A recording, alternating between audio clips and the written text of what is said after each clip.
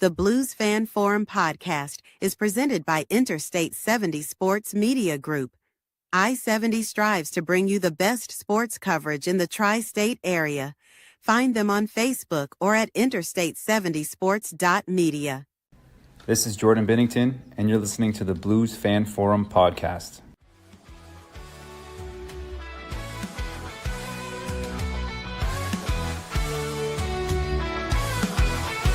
Skating on the ice, under St. Louis city lights, where the Blues play with all their might.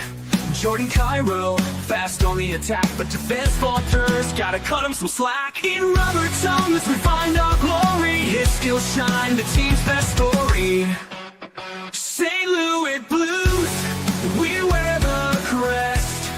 In Jordan Bennington, we put our trust to the test. On the ice, we fight and we must, for the city we love.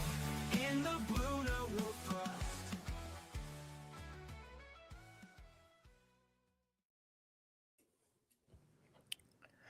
Hello there, everybody, and welcome to episode 145 of the Blues Fan Forum podcast, your source for Blues news, views, and fan interviews, powered by Scooter's Coffee. Blues fans can score amazing drinks like these signature Caramelicious, served hot, iced, or blended with world-class espresso, fruit smoothies, Scoot energy infusions, and so much more.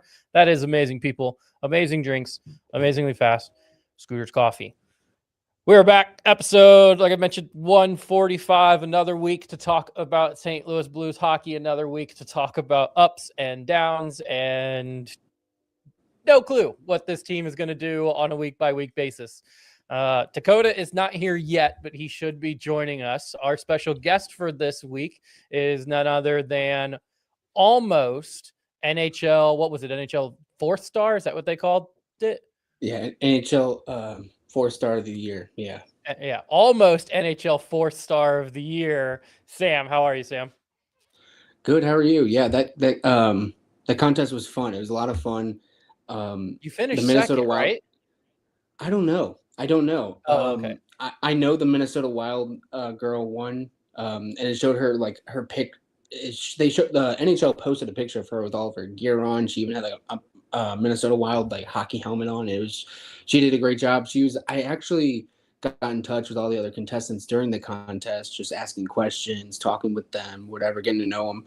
And the Minnesota Wild fan was like the one girl I couldn't like find or reach out to. So she was kind of like in my mind, because I couldn't find her or see anything, and she was kind of like a dark horse to me, but she ended up winning. So that was great for her, because I know she was trying to get her class. I think she was a teacher, so I think she was trying to get like her class and her school involved in hockey more often, which I thought was awesome. So Yeah, that's cool. all the other contestants, it was well deserved that they were there, and it was cool that she was able to win. But yeah, that just overall, it was a fun contest to be a part of. How have you been, Jacob? Absolutely. Not too bad. Super busy now that, I am a teacher as well. So coming back from winter break, and it's just been pedaled, to the floor full speed since, it's only been 5 days or 6 days of work, but it seems like it's been a lifetime in the last week and a half. So mentioned that, you got close to winning that fourth star of the NHL contest, but turns out you actually won a contest of being Blues fan for the week. What week was that? Was that recently? Yeah, it was like 2 or 3 weeks ago, something like that, is when I officially won. And I got in contact with 101 ESPN, and they said, go ahead and pick an upcoming Blues game for the season to go to. And I was just making sure my work schedule was open to where I could, make the game. And so I picked the Florida Panthers coming up against, Florida Panthers, January 29th. And so I'll be there. They gave me nice seats, and it's going to be a lot of fun. I can't wait to go. I actually am supposed to come in. I'm supposed to go to I was thinking about going to the game Friday night against the Lightning, but the tickets, I actually tweeted it today. I mean, I get it. It's a Friday night game, but the cheapest ticket was like $65, and I don't know if that's worth it with this kind of team going on. I mean, I know it's, I love the Blues and whatever, but that's a high price ticket for, nosebleeds. Right. Yeah. No, if I'm looking for nosebleeds, I'm looking in like the $30 range. I'm not looking in the Right, exactly. That's like a playoff ticket range. I'm like, right. No. So it'd still be cool to see. I know the Florida Panthers, Matthew Tkachuk should be on his way back. He should be playing, I believe, now. But I know, God, drawing a blank on their superstar center. Really good player. I can't think of his name right now. That's not good. I should be able to come up with it. But I know he's out for the season, might be back for playoffs. But still, you're watching the two-time defending NHL champions, Florida Panthers, against our Blues. So to earn free tickets, you did mention you were flying in. So where are you located? I'm right. Like I'm in St. Louis a lot, but I work out of Texas. Oh, okay, gotcha. Yeah, yeah. I was like, I have those days off. I'm able to, I'm able to get myself to St. Louis by then. So I was like, that'll be easy money. I'll be there for sure. Yeah, so it's good. It's hard. I'm actually thinking about potentially going to I'm trying to do like some sort of like away game this upcoming month, whether it's Dallas or Colorado before the season's over. I always try to I try to go to more away games since I've been to so many home games. Right. Yeah, and it's always cool seeing the other stadiums. Especially cool being in the stadium if the Blues can pull off a win. Just being like, haha. Yeah. I was talking to a buddy the other day where I was actually in Colorado like last season or 2 seasons ago where we scored like 8 goals in Ball Arena. That was a fun game to be at. That's exciting. Oh, that would be fun. I'd probably get myself in trouble if that happened. I'd be saying stuff that actually there was actually I didn't see it, but I felt it, but there was somebody that fell like 5 rows. He was highly intoxicated, drunk for sure, and he fell from like 5 to 8 rows behind me, and he ended up kicking the back of my head, and then he got up and walked away and like tried like leaving the section and going into like the atrium. And I told security, I said, don't let him leave, don't let him drive, because he is highly intoxicated. And I told him to follow that guy so that he didn't like leave or anything. And that was the last I saw. Oh, well, hopefully that dude was okay. Yeah. Was he a Colorado fan or was he a Blues fan? He just had street clothes on, so I don't know. Oh, it's like he was just there for the beer, it sounds like. Yeah. All right. Let's get into some hockey then. Not a whole lot of super exciting news to talk about. Last episode, we got a little excited because to kick off 2026, the Blues were 2-0. Had some good wins. We did have that one quick loss that we got our butts kicked on New Year's Eve for Colorado that we had to cover.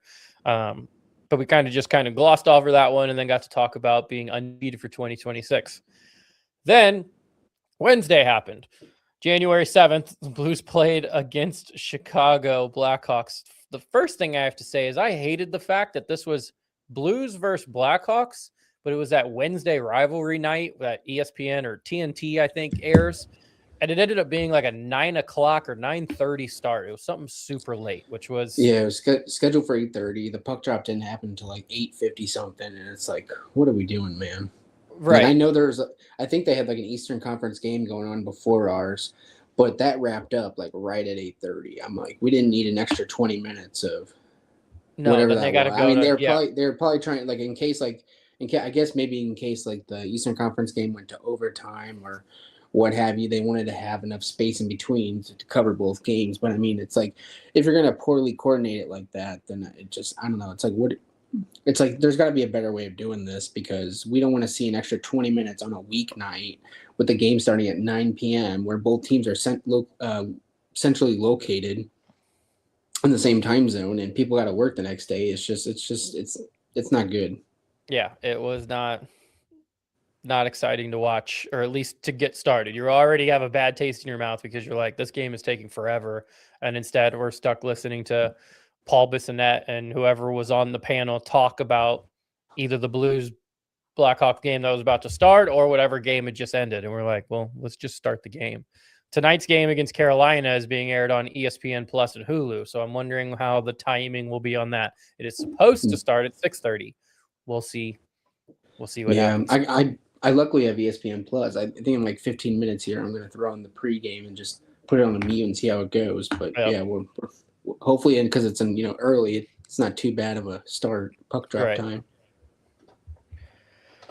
So that game started off rough just with the scheduling of the TV and having it late and all that. And then the actual game ended up being rough. Blues ended up losing 3-7. I don't even care about the game. I don't really want to talk about it a whole lot, but I think we need to talk about what happened towards the end of that game.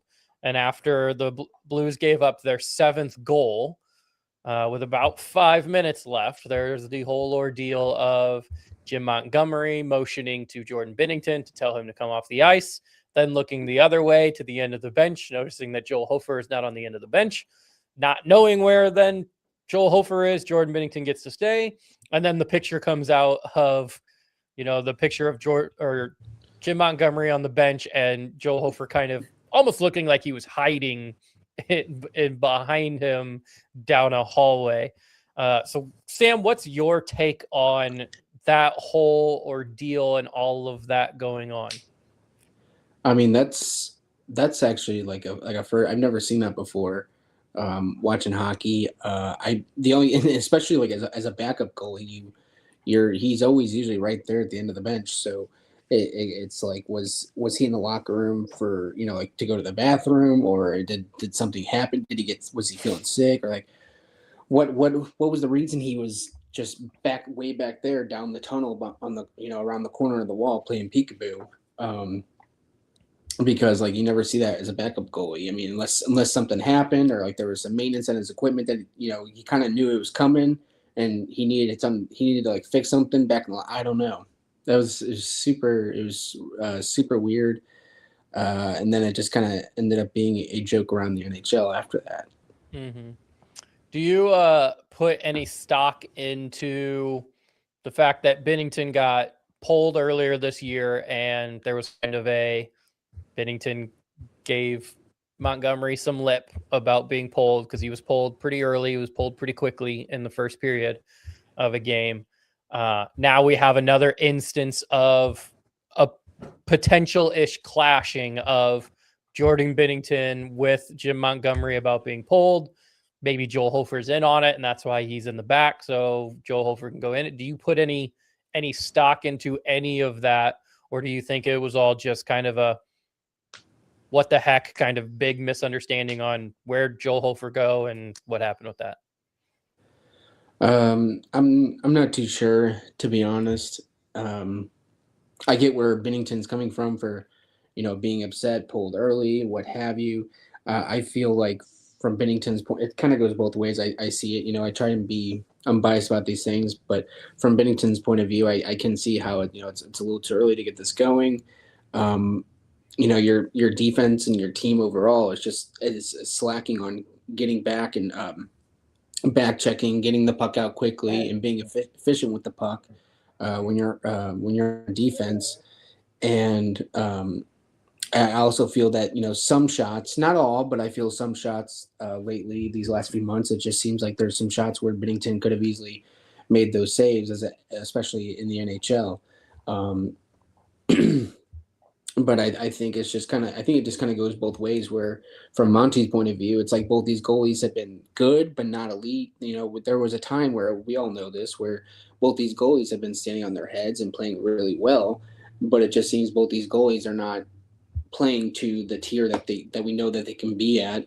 And maybe that's why Monty feels the flexibility of being able to, pull these guys whenever he wants. And still unknown why Hofer was hiding behind in the down the tunnel. But again, I think it goes back to both these goalies are playing well, but I think they could be better, and they're letting in some shots that they could be easily saving. And I just hope that the defense and the other team can kind of rally around and give these guys a little help so that they can kind of get their minds right and stop more pucks. All right. We do have Dakota in, and I'm sure Dakota has some stuff to share on this. So, Dakota, we're talking about the Chicago game, but we're focusing right now on the Binnington being pulled, Joe Hofer kind of hiding in the back whole situation. We talked about kind of where goalies are normally sitting on the bench. Sam is here. Sam Robinson. We have Sam Gibilterra. Gibilterra. Dang, I think I did the same thing last time.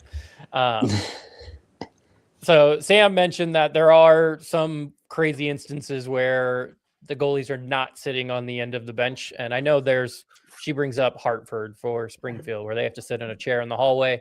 I know there are instances similar to that in the NHL. I know there's one where they have to sit like not even on the bench, like they're somewhere across the ice somewhere.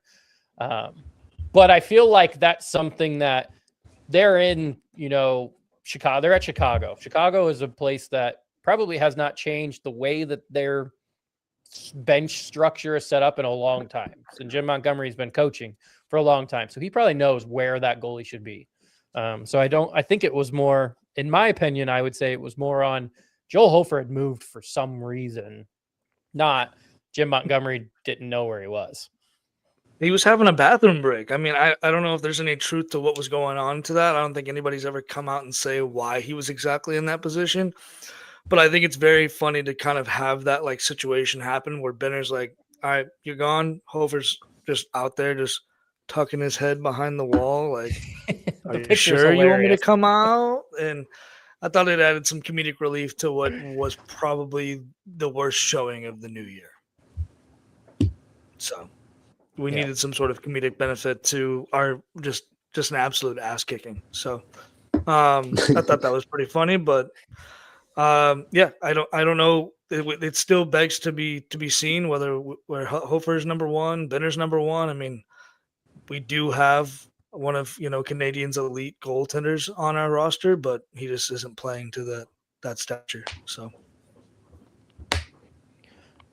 Sam, does this whole situation and thinking about the situation of Binnington being mad and kind of angry about the polling that he had earlier this year, combined with just the play of the team, are you at any point questioning Jim Montgomery as the head coach right now? No, I don't think so. I feel like this team, all around, we're seeing stars when we go out there and play, and it just seems like the team overall as a whole is just not on the same page. The team and the coaching not on the same page, and it's showing. And I again, like I said before, I think these goalies I think we have really good goalies. We're solid goalies. Benner was, selected for Team Canada for a reason. And I just think the team in front of him could be a little bit better. He could be a little bit better. And I just think that, like, if we can just get on the right page and get our heads right, I think overall the team will play better. But it just what was the question again exactly, specifically? Are you questioning Jim Montgomery as the head coach? No. Yeah. I don't think I don't think so. He's trying to do what he can to stir things up. And it's not working, whether it's pulling Benner early or switching the lines or keeping them the same, what have you. But I think more needs to be done. I think overall we do need to make some moves before the trade deadline, clearly. But I'm not questioning Monty too much right now. I think, he's probably just as pissed off as we are when he goes into those locker rooms. When he goes into the locker rooms in between periods, he's probably just as angry and upset about, like, why aren't you guys doing this? Why aren't you guys doing that? But I'm not questioning too much. I just hope that the team and the coaching can come together and find a way to get on that same page and just spark a little chemistry and organization for each night and just take it one game at a time. Well, my thing too is, like, we keep talking about, like, something has to change and whatnot, but, like, they're not going to fire the whole team. Most of the time when, like, it's a production-based business, the head coach is the first person on the chopping block. Now, we did spend a lot of money to get him and obtain him. Thank you, Boston. But, like, what has to be the change? Because, like, we keep talking about it over and over and over again, but, like, and I think we're bringing up a lot of good topics, but, like, you can't string together 3 games in a row. Like, the Blues haven't won 3 games in a row all year. I mean, there are teams that were in the bottom of the list I mean, I can't remember who we just played, but they went on a 10-game swing. It's like they Buffalo. were at the bottom of the Buffalo. They were at the bottom of the bucket, and they strung together 10. So if they can do it, why can't we? They're not. I don't think they might have a better roster, but I would beg to differ. I think we have a good, talented roster. It's a matter of like, did we invest too much in pieces that didn't play well together? Like I will always talk about the Buchnevich signing. Like we offered him way too much money for what his productivity was. Like I think when he finally signed his long-term deal, like he had just hit the threshold of like his highest point total, and then all of a sudden he just went down the tubes. So it's like we got to stop pointing fingers at the coaches and start pointing fingers at the players. But again, you can't just fire the team. So something's got to give. And I feel bad for Steen in this scenario because we put ourselves through a retool last year, or whatever you want to call it, and we made the first round of the playoffs. We were seconds away from advancing to the second round. And then all of a sudden we just go belly up this season. And we're like, okay, cool. We got a lot of the pieces coming together. I wonder what we can do next year. Like, let's say we can advance to the second round. Now we can't even sniff the first. Yeah, you gotta get in first, right? That's the answer I expected. I'm just at some point, if the losing continues, and it's not even the losing, but it's the continued of just not playing good, consistent hockey. Like at some point, you might have to go. Maybe it is Monty's partial fault. Like Sam brought up the fact that people aren't gelling, or maybe it was one of you guys brought up that people aren't gelling. They're not playing to their potential. They're not playing as good as they should. Okay. That is 100% on the players, but that's also the coach's job, is to get the best out of their players, to put in the right systems that works for the whole team. You can't just come in and say, this is the system I play. You know, maybe if he's I don't know, I'm trying to think of like in the past when we had a bigger, stronger team, Ken Hitchcock's system was really good. Craig Berube, when he came, his system kind of fit with that Ken Hitchcock system. Now we're trying to move to being a faster team that's still playing that solid defense. And I don't know what system that fits in, but maybe it's just not Monty's system. I'm not trying to say that Jim Montgomery is a bad coach, because he's obviously one of the best coaches in the NHL. But at some point, is there going to be a conversation of it's just not working? Hot take. Montgomery does go. Claude Julien takes over. That would be. I would feel like that would be a very pivotal moment for the Blues. Now, I do think Steve Ott has always been in question, but with the repertoire that we have, Claude Julien should fit in rather nicely since he is a Blues assistant. Mm-hmm.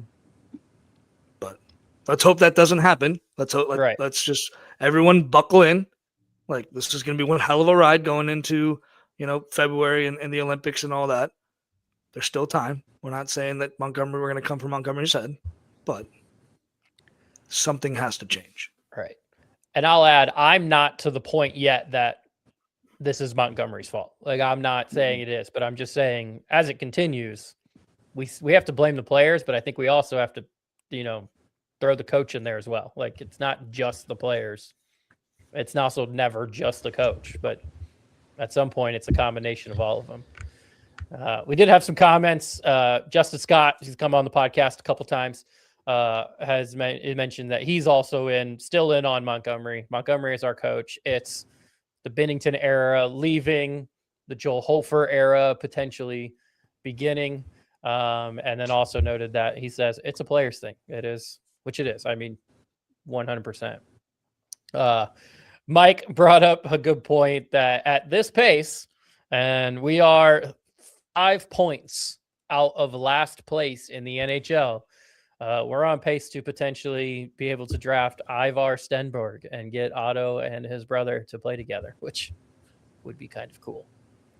Mm-hmm. Looking at a couple other ones while we're here. Sam Robinson, guest Sam Gibilterra. Sam Robinson says, rookies like Devo and Otto playing with actual men who have played for years. When these kids don't have a lot of experience in the NHL, you need young blood to help Devo and and Otto. So just giving them some more experience. I mean, essentially, that's what's going to happen. Like, we're going to they got to just keep playing. We're going to end up selling away or getting rid of players who have added to their not draft salary, but their trade stock. Like, we're going to end up going young, which is great. It's just great for retool. Blackhawks did it post Tays and Duncan Keith and Patrick Kane, and it just took them till now to kind of get relevant. This is 2026. And, it took them forever to kind of get relevant again. That's the thing with Blues hockey is we've always kind of stayed relevant. We've never really had that opportunity to tank. And I'm not saying that that's what we need in this scenario, but fuck, we might need a top 10 or top 5 draft pick to kind of like reevaluate our life choices as Blues fans. Yeah, that might have been the hardest part about the rebuild, or not the rebuild, but the retool that we did, is we never got lucky enough to be bad enough to get like that top 5 pick. The best we got was Dvorsky at 10, who, was playing in the NHL. So it was a really good pick, but how great would it have been if that year when we traded Tarasenko and we traded O'Reilly and we traded Mikkola and Achari went with O'Reilly, if we would have got the 5th overall pick, who I would have to look up to see who that was, but that might have speeded up the process a little bit more. But that draft turns out to be pretty good because we got Otto in that draft and Dvorsky plus Lindstein. So overall, we'll see. All right, Sam, on January 9th, the Blues played at Utah in what ended up being a 2-4 loss, and I believe a Nick Schmaltz hat trick, and Clayton Keller had like 3 or 4 points. Sam, I don't understand. Maybe you can help me with this. Why is it that Nick Schmaltz and Clayton Keller are the best players in the history of the NHL whenever they play the Blues? They're certified Blues killers for sure. I mean, what is it that they can just? I mean, by the way I see Clayton Keller and Nick Schmaltz play against the Blues, they should have 200 points a year. But if they played that way against every other team, they just seem like, and I think, correct me if I'm wrong here, but this kind of was a good example against our loss. 2 days before against the Blackhawks, 2 days before that game against the Blackhawks, it's just like. Those two guys are, they're speedy, they're fast, they move really well when off the puck and create space and just create chaos, I think. And that's exactly what the Blackhawks did with us that night. It's just you watched the Blues just go left to right playing pong, and the Blackhawks were all over the place. They moved the puck around really well, even when they were on the penalty kill or 5v5. It's just they moved the puck around really well. They moved into empty space really well, and any opportunity they got to just take shots and rip shots, they took them. Whereas we took our sweet time to set up the right play, and it didn't work out. And we went over 2 for the power play. If that was the total amount of power plays we had, I can't remember, but we didn't convert on any of our power plays, and we were just too slow with our game. And the Blackhawks just moving really quick on and off the puck, taking shots when they could. It just ate us up alive, and it showed. And that's exactly what Clayton Keller and Schmaltz do really well, and that's why they're certified Blues killers. Yeah, I mean, I feel like Utah. For some reason, Utah just has the Blues numbers, and Nick Schmaltz and Clayton Keller, like you said, certified Blues killers. But I feel like we're a broken record every time we talk about a Utah game. Like the Blues play the same game every game, and Utah just continues to find the pieces that move around the Blues organization. Like, they just can't handle Utah. Like, they're way too fast. The Blues try, and I give them that. Like, they try to play that long game. They try to play that 200-foot pass game, and it does not pan out. And it's something that aggravates me when I watch these games, because it's like, if you would just, I don't know, like, remember how like football players, they look at film, they look at everybody else's game, not just the game that they just played, but they look at everybody else. How are they moving here? What are they doing here? How do they break down the defense here? If the Blues just spend a little bit more time in the film room, maybe something might click, because it's like a carbon copy every game I see us play against Utah. It's like We try to come out very hot. We try to like understand the forecheck and the defense, and then after 15 minutes, it's like, all right, well, I'm tired. Let's play on our heels. It's like it just doesn't matter. It's like we're trying to follow a script and a plan too well, and just hockey. That's not how you play hockey. You can study other teams, study their gameplay, study how they are, but the puck's not going to always bounce the same way it did in that tape that you watched and whatever. And players aren't going to skate the way they skated in the last game. Every game is different, and you just have to read it and feel it. And you have to be. It's like a chess game. You just kind of have to. You have to learn to read the plays ahead of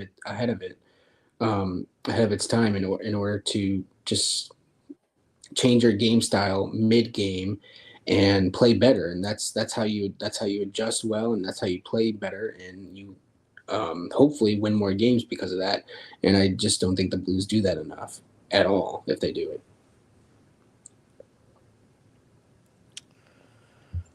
The next game was the next day, back to back. This is hard. Back to back games. And I know Utah and Vegas aren't super far away, but still, away game at Utah and then an away game at Vegas.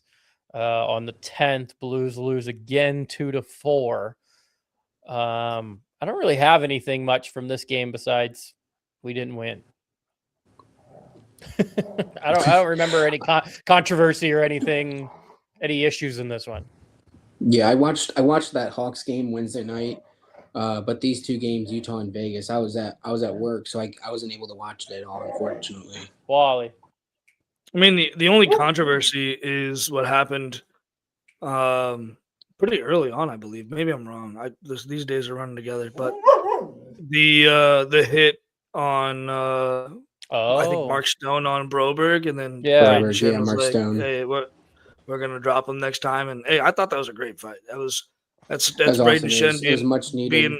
Yeah. We needed to see some leadership right there, and that was perfect. He did a great job of that. I didn't think the hit necessarily was bad. It was how Broberg landed on his head was what I think threw everybody off. But I don't think Braden Shen really gave two flying shits, because at that point, you hit one of my guys, I'm coming after you. But Broberg did get he hit his head on the ice, and I think that was why he was all kind of woozy and quoozy. But sorry, what were you going to say, Jacob? I know the NHL was looking at it as far as after the game discipline player. That's a hard word to say, and it's not school day. So they were looking at action of maybe suspending him, but I don't think anything ever happened. I feel like that would have popped up on my feed at some point. Yeah, they threw it out. But yeah, Justin commented here, made a good point. The hit was fine. It was the foot coming in after that kind of caused him to then go down on his head. So the upper body fall that weird way. Yeah. The upper body contact was legal and good hockey hit, but the lower body contact and the foot coming through, causing him to land on his head. So this actually works as a good segue, because we wanted to talk about Broberg, but we also want to talk about injuries. So before we get into the contract signing and how that's going to look for Broberg in the future, we do have in tonight's game, no Broberg because of a concussion, no Robert Thomas because of a lower body injury of some sort. Matthew Joseph has been placed on the injured reserve. He hasn't played in a couple games. We still have Suter and Holloway that are out, but both of them skated recently. So I'm not sure if that means that they're going to be here within a week. But as far as the timetables that they released, they're still supposed to be out for another 2 weeks, roughly. But they are skating. So maybe they come back early, kind of like how Stuggerud and Walker both did. They both came back early. That's potential. So we have an injury bug is hitting us for sure. And we were fairly healthy at the beginning of the year. Then injury bug wiped us out. And then now we got a little healthy again. And then we started dealing with injuries again, which it looks like we're in the middle of. Sam, do you have something for that? I was just going to say, it looks like Ukestad will be joining us tonight. Yes, when they put Matthew Joseph on IR, they were able to take Bukestad off. So it sounds like he's on his way back, which will be good. We're getting some reinforcements back. Sam, the do you want line to comment combinations for tonight? The line combinations for tonight are everywhere? wow. Yeah. Go ahead. Hold on. Do you have them pulled up? Let me guess them because I haven't even Yeah. looked. All right, let's So go first line. the first line is Neighbors, Shen, Snuggerud. No, Neighbors, Shen, Kairu. No. Dang it. First Neighbors, line, Shen, Otto Buchnevich. Stenberg. No. Otto Stenberg Stenberg, on the Braden first. Shen. That's what I'm saying. Otto Stenberg, Braden Shen, Jimmy Snuggerud. All right, that's line 1. Okay. Sam, you want to give line 2 a go? Oh no, I don't want to try. It's just I'm gonna get it all wrong. I just know it. Second line, Dvorsky centering. Kairu's on a wing and Buchnevich is on a wing. Jake Neighbors, Dalibor Dvorsky, Jordan Cairo. Oh, okay. That line's going to be fucking quick. So the third line is I'm wondering if they're putting Buchnevich back at center. I really hope they're not. I'm going to say the third line, Bukestad is centering. Buchnevich is on a wing. And they bump up Toropchenko. No, Jonathan Bergeron. The BBB line. Oh, yeah, that guy. And then the fourth line is Sundqvist, Walker, Torpo. Yes. All right. I mean, that's what I'm saying. The line combinations are – I was kind of surprised to see Otto up there, but hey, give the young kid some time. He's been playing well. He has been. I mean, we need to change something up. I mean, if he's doing well, he's doing well. I mean, that's all you can say. And it should be I'm really rewarding. excited to see. I'm excited to see that Jake Neighbors line with Dvorsky and Kairu. Because Dvorsky, I believe, is one hell of a passer. I think his shot is what everybody talks about, but the way he finds players is uncanny. It reminds me a lot of young Robert Thomas. Yeah, and that's another thing as well for this team. It's just like we always try and find like these like easy script passes, play by play, follow it to a T. And it's just like sometimes you can't do that. Sometimes you have to be creative and find unique ways to keep control of the puck, find open players that, and just sometimes in the most unorthodox way, but just be quick with it, be creative, and I don't know. We got to find ways to just think on your feet and be better at that instead of just trying to look for the easiest simple play, because sometimes it's not always going to be there. Yeah, it's hurting down the middle makes the Lions have to be a little bit different, just with having no Suter and no Thomas now. I mean, that's your top two probably centers, and I know Dvorsky is working his way up to being that second center, but still kind of in that third range, I think, right now. Plus Suter and Thomas is their ability on the back end defensively or on the penalty kill is missing. Those two are going to be hurt. Yeah. So, all right. Happy time. Sam, what was your reaction or your thoughts when you saw the signing of Philip Broberg for 6 more years following this year at $8 million a year? I like it. I think he does well. And I think keeping him around overall is really well. We definitely need some defensive help for sure, and hopefully we can take these young guys that we're kind of slowly bringing into the mix. Hopefully it's just like the start of our really good core for the next set of years when Steen takes over. Dakota? I mean, I kind of like looked at it and then immediately thought we had just talked about this maybe 2 weeks prior to it. But the money that he received, we had just like quoted, I don't know what podcast it was, but you were like, he's probably going to get around exactly what Thomas and Kairu signed for or Booch signed for. And I was like, perfect. You got to sign now. It's only going to add value over time. And he's such a young defenseman, but he's such an offensive defenseman that you're like, it kind of gets odes to like the Pronger days or the McGinnis days. Like you see a lot of that in him. And you're just like, this is somebody you can easily build a team around. I just wish his counterpart Dylan Holloway in that like little acquisition would stay healthy. It'd be really cool to see what a full unit would do with Holloway and Broberg. But signing Broberg to 6 years, let's fucking go. It's a good timeline too, like for wanting to start rebuilding now, like seriously rebuilding now, and moving things around, selling player, whatever it is, and just to make sure that he's going to be part of that future. It's like, oh, okay, we can take a breath. All right, what's next? And it helps Steen out too. Yeah, exactly.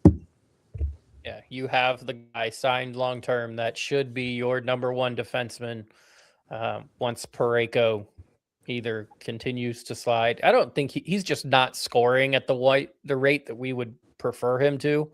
But he's still considered a pretty elite shutdown defenseman, despite the stats of the St. Louis Blues for this year. Right, the guy gets elected to play in the the Olympics, and he hasn't scored a goal.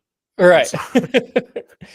It's like something's not math. The math isn't mathing right here. So I mean, he must be an absolute all-world defenseman, which he is. But like, I feel like production value also needs to kind of play some sort of role in that. But hey.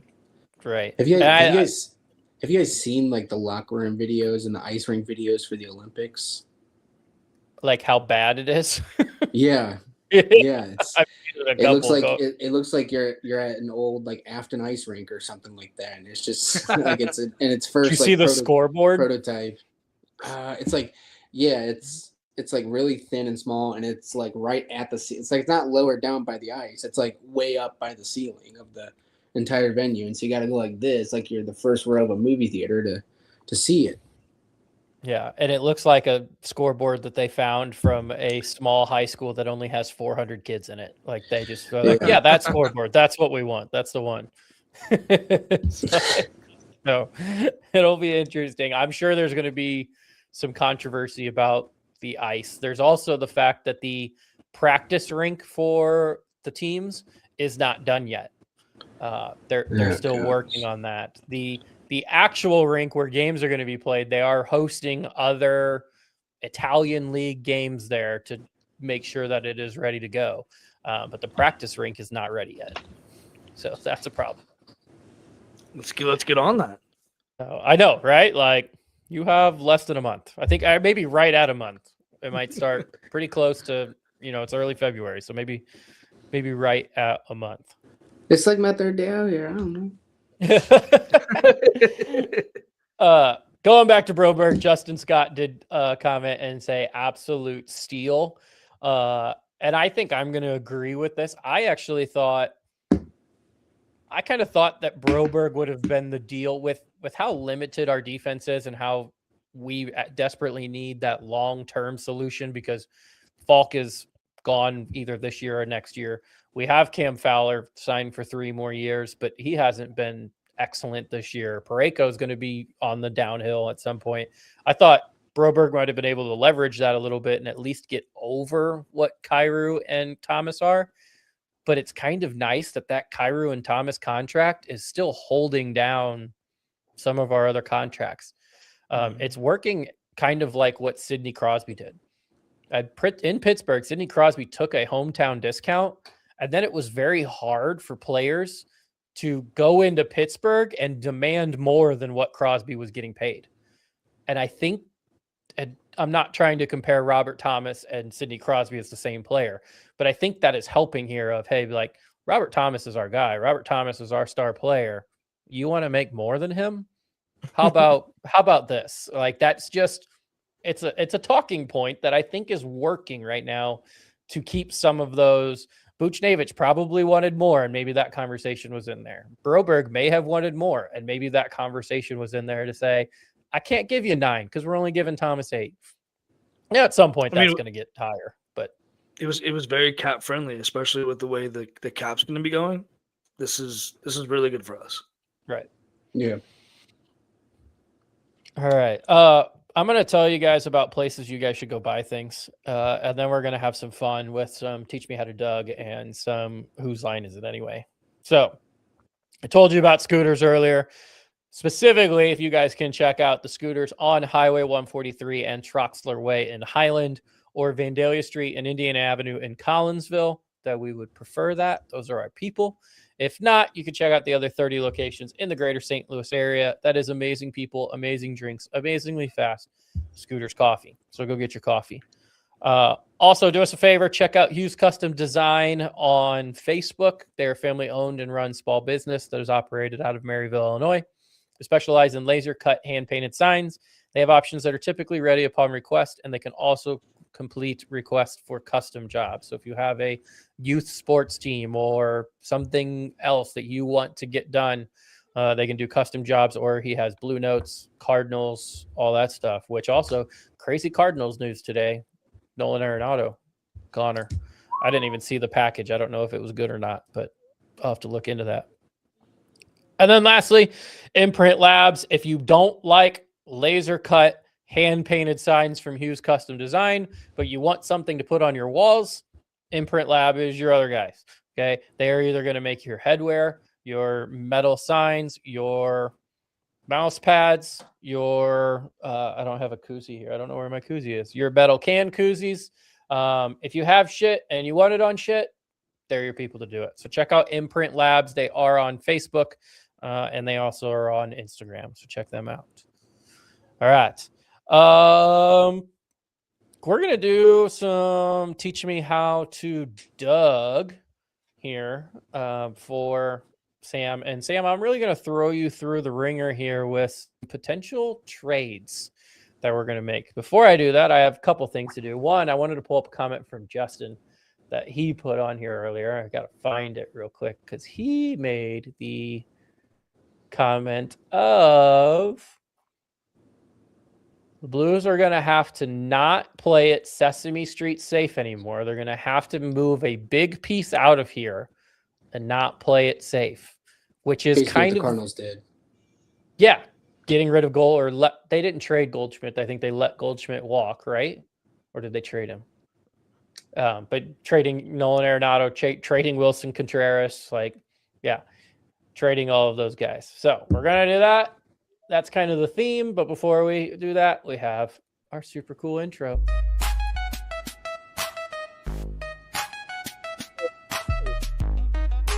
This memorized, I think. All right, you're in the chair now. Let's see if you got what it takes to run the Blues. Teach me how to Doug, teach me how to Doug. You're the GM now, make a trade, make a plug. Cap space tight, but the roster's got a bug. So show us what you got. Teach me how to Doug. Sign them, trade them, send them down to the A. Build a cup team like it's Judgment Day. You got picks, you got cash. Can you make a splash or crash? Better know your lines and match. Don't want to see a playoff collapse.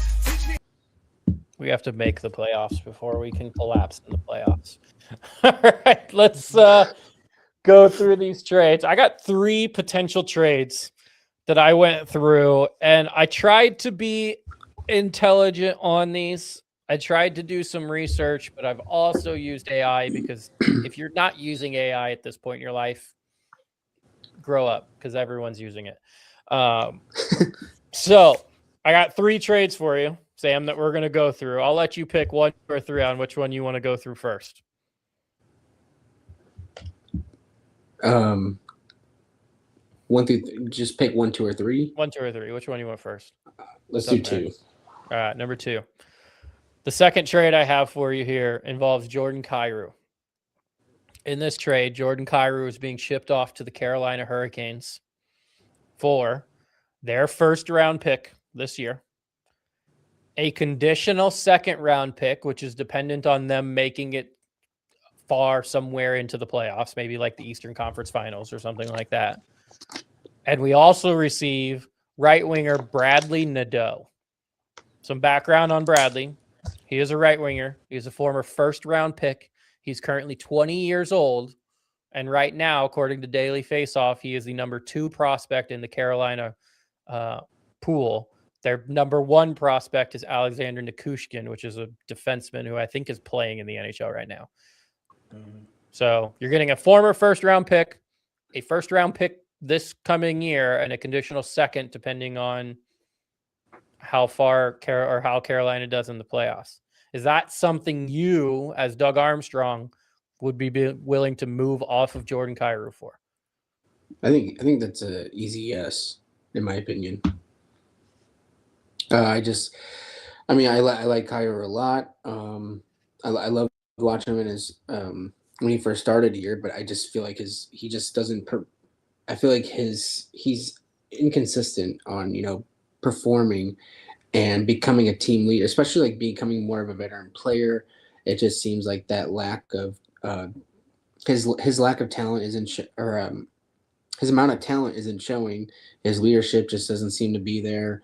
And it's like when you have Falk as your number one goal scorer right now, it's like I don't know. We like we've said before. I think we need to start a hardcore rebuild and not just do minimal things. Get rid of star players so that we can get back to that cup contending window in the next handful of years with Steiner as our GM. And I think that's a good place to start. And getting rid of Cairo, I'd be fine with that easily for what we get in return. Mm-hmm. All right. Dakota, you want to take a stab at that one? Are you good with Cairo out? Yeah, I'm good with him out. You didn't mention anything about who would be eating most of that salary, right? Because I believe he still has 2 years left, 3 years. Jordan Cairo, he's at like 5. 5. Okay, so who's eating? So are we going to split that evenly, or are we going to eat No, most of that? it's all going to Carolina. Carolina's taking all that. Fuck yeah. See you later, buddy. Have fun. Yeah.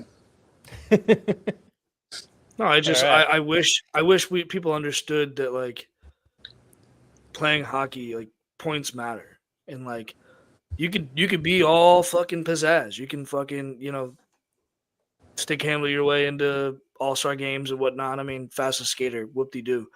But if you're not producing at a high level, there are younger kids that will outplay you, and that's what I've seen this year. If there's one thing that I've seen through and through throughout our entire lineup, is that Kyrou, like you got guys like Dalibor Dvorsky, Jimmy Snuggerud, hell, even this like Jonathan Bergeron, like Otto Stenberg. Those guys are hungry. They could give 2 rats fucks what you do or how much you make. They are playing for their livelihood and their career.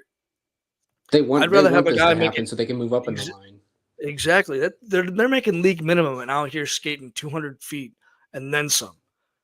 So for a guy like Jordan Kyrou, who has literally bought his way onto the team, like you got to start producing. Otherwise, you're gonna be playing somewhere else. So see you later, buddy. All right, Sam. I'm going to tell you the first one's the craziest. The third one is just kind of regular. So are you ready to go crazy, or you want to save it for last? Let's get crazy. All right, get crazy. The next trade involves the St. Louis Blues and the Anaheim Ducks. We're good trade partners. We took Cam Fowler from them last year. But this one involves Robert Thomas and Colton Parayko. You're trading both of these players, no retaining salary at all. They're taking all Parayko's full contract and Thomas's full contract. In return, you're getting a 2026 first-round pick, so their first-round pick for this year. You're also receiving Mason McTavish. He's a 22-year-old center that was drafted in the first round. He's also got I think, $7 million contract for the next 5 years, so he's signed long-term. You are also receiving a prospect named Tristan Leno, who is a right-handed defenseman. He was originally drafted in the second round, but he is 21 years old and currently the number 4 prospect for Anaheim. So you're kind of McTavish is replacing Thomas. Leno is replacing Parayko. You're also receiving Pavel Mintyukov. That's a hard word to say. He is a left-handed defenseman, former first-round pick. He's 22 years old, and he is playing in the NHL right now. Okay, so you're getting a right-handed defenseman for the future. You're getting a left-handed defenseman for now. And they're also going to throw in a goalie prospect that was 19 years old, drafted in the 4th round. That could be like who knows what happens. So you get a former first-round center, a second-round pick right-handed defenseman, a first-round pick left-handed defenseman, a goalie prospect, and their first this 2026. Is that worth to you, Robert Thomas and Colton Parayko? Absolutely. I like Robert Thomas, but I don't think he's anything super special right now. Or lately that I've seen, I understand he's like one of our star players for sure. But again, it's just like I feel like a lot of our star players they're not performing to the talent and the stats I know they can get to. So if you can't do it, then I'm sorry, but I gotta boot you out of here. And to get a young defenseman, draft pick, goalie prospect, especially with two goalies that are just kind of like in their own head right now. Um, I love it. I mean, Preko again, he's a great defenseman, big body. I like him. He's got a powerful shot. But again, I feel like he's on the decline right now. So yeah, I would easily do it. Dakota's been shaking his head yes, I think the whole time. Yes. Again, I'm the first person to say Robert Thomas is my guy, but barring like what we've seen this year and like just kind of like the whole grand scheme of things, I think us as fans, the first thing we think about is we just want to get back to the playoffs. And if our guys kind of like aren't gelling well, like we got to start trying to find some replacements. Did you mention the contract of Mason McTavish? Like what is his years and what's the AAV? He's $7 million a year, and I believe it's 5 years left on it. Oh, for sure. Yeah. Now you're That's cheaping perfect. it. Yeah. Perfect. Yeah. I like that. Again, it sucks hearing Thomas's name being trade rumors, but yeah, I mean, anything to build the roster up. And fuck, we've talked about Mason McTavish a number of times on this podcast, but getting a prospect, getting a draft pick, when you kept listing off things, I was like, hell yeah. Like, shit, I'd sell Thomas for a bag of rocks right now at this point. So just keep on that to it. Yeah. And you got TJ in the booth right now for this Blues game. So that's pretty cool. Yeah, he was in town for the Hall of Fame ceremony last night, or is in town for the Hall of Fame ceremony. There's not a lot of precedence for trading players like Robert Thomas or like Jordan Kyrou who are in their prime, signed long term to very team friendly deals. There's not a lot of precedence over there. So people might hear that and say Anaheim is giving up way too much, because they are giving up a lot. I mean, they're essentially giving up 3 first-round picks, a second-round pick, and a goalie prospect that they picked in the 4th. So they're giving up a lot. But you're talking about Robert Thomas, who has 5 more years on a very team-friendly deal, and then Colton Parayko, who we've talked about, is on Team Canada, so one of the legit shutdown defenders in the NHL. So if it's Anaheim is a team that's saying, you know what, we're playing well, let's make the jump, let's go for it, I think that does it for him. Mm-hmm. All right, last one for you then, Sam. This one involves Pavel Buchnevich, and this one can hurt a little bit more because we are retaining 25% of his contract for the next, I think, 6 years that he has it. Okay. In return, we are getting Shakir Mukhamadullin. I'm going to assume that's how it's pronounced. Shakir Mukhamadullin. He is a left-handed defenseman, former first-round pick, currently 24 years old. So older than I think most prospects would be listed as. Originally drafted by the Devils. Devils sent him to the Sharks and I believe the Timo Meier deal. So that's all you're getting, but you're still having to pay Buchnevich 25% of his contract for the next 6 years, for the rest of his contract. What do you think, Dakota? I mean, my first instinct was yes, but the pick or the prospect and then the retaining of 25%. I mean, it kind of hurts because you're just sitting on that contract either or, and then you're paying 25% of it to get a guy that might be used as trade bait in the long term. So it's just like at this point you might as well sit on Buchnevich's contract and hope he hits lightning strikes twice. So I would say no. And also I think if we can, I would say no to it because of the contract part, and because I think if we can get other players around Buchnevich, I think we can get a better game out of him. And it's like I feel like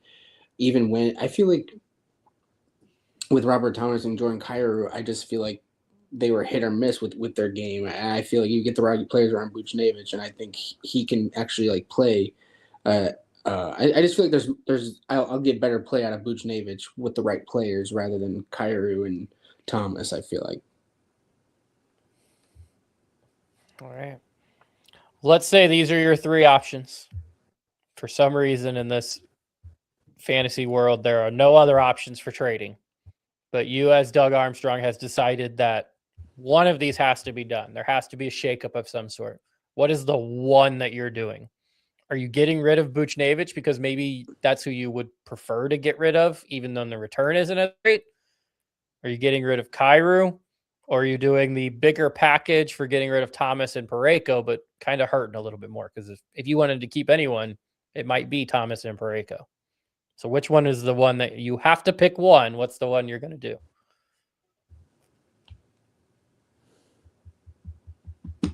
I think I have to do number 2, Kyrou. Here we go, Kyrou. Is that what you were thinking, Dakota? I agree. Like Thomas sucks to lose, but Kyrou, I mean, he just hasn't produced as what we had thought he was going to, and his contract does not substantiate his production. So yeah, I think that'd be probably where I go. I don't like the retaining salary part of Buchnevich is the one that hurts.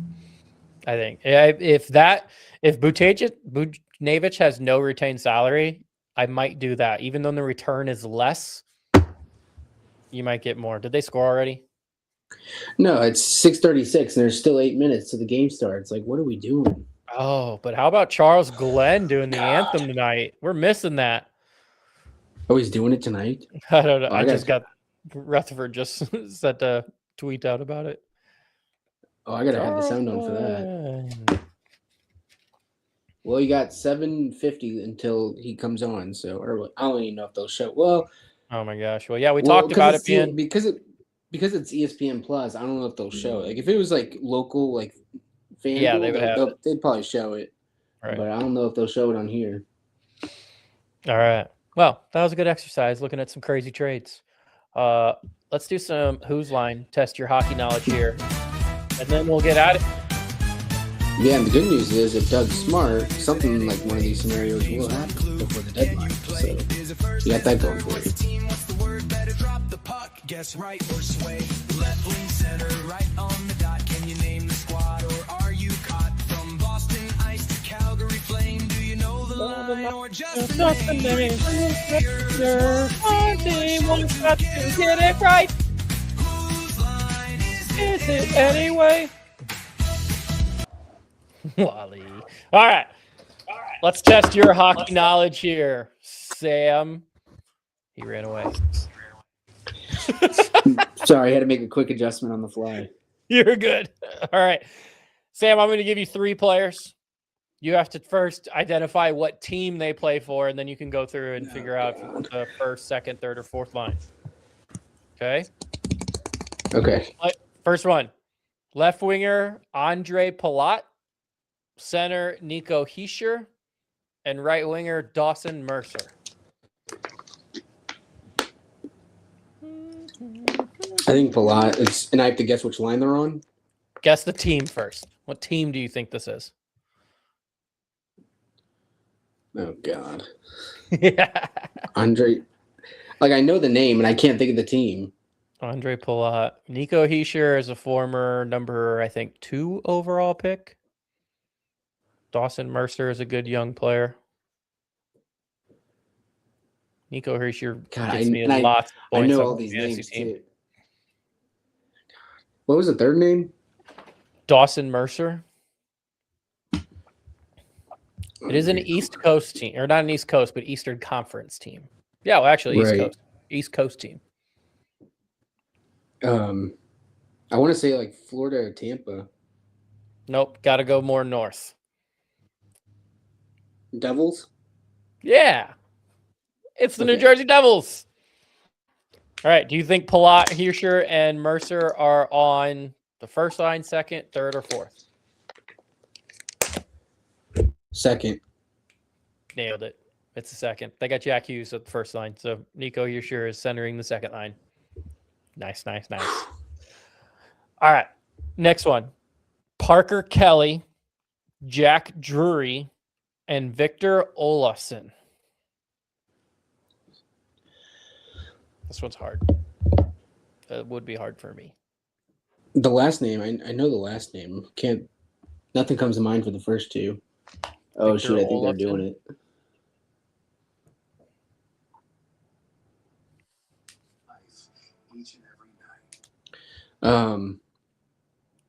Olofsson. I have no clue. I only know one of these names by from memory. I only know one of these names, so I can't think of who this would be at all. This team is in the Central Division. Utah? It's not Utah. That's not a bad guess, though. Maybe they have someone similar to an Olofsson on Utah. I don't know. This is the best team in the NHL.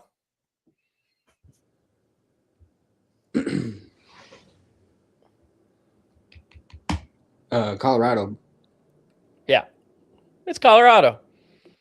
So what line do you think Kelly, Drury, and Olofsson are on for Colorado? Third? Yeah, nailed it. You got the lines down. Got the lines down. All right, last one. Denver Barkley, Sean Couturier, and Owen Tippett. Sharks? Not the Sharks. There used to be a Logan Couture on the Sharks, which might be. I know Couturier. I can't think. Couturier and then Owen Tippett are the names that would jump out at me. I don't know who Denver Barkley is. Yeah, I was gonna say the last two are the ones that ring a bell. Yep. We're back in the Eastern Conference. Couturier.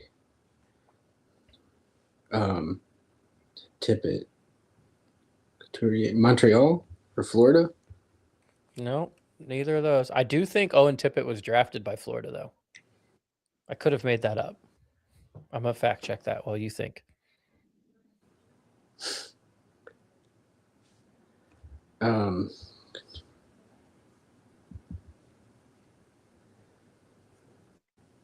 don't know. I have no clue. Yeah, I was right. Owen Tippett was drafted by the Florida Panthers, 10th overall. They wear orange. It lagged there. What did you say? Oh, they wear orange. Oh, okay.